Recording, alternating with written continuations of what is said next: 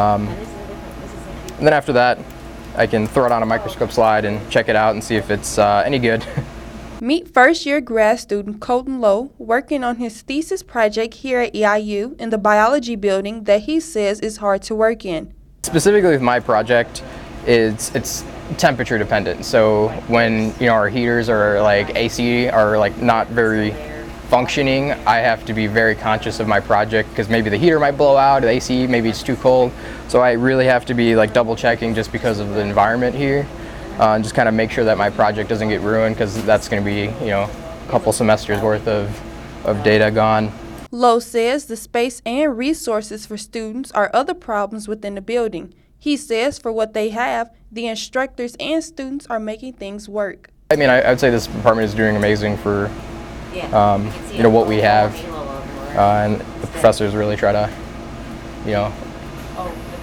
help us out with that, and they really care about us. But that's all about to change, as EIU is slated to receive state money to build a new life sciences building.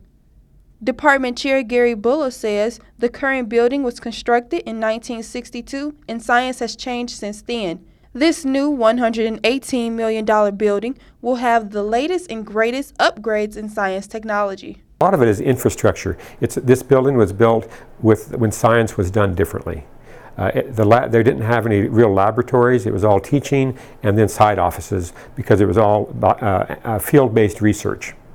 And while we do still have field-based research, a lot of it is benchtop research.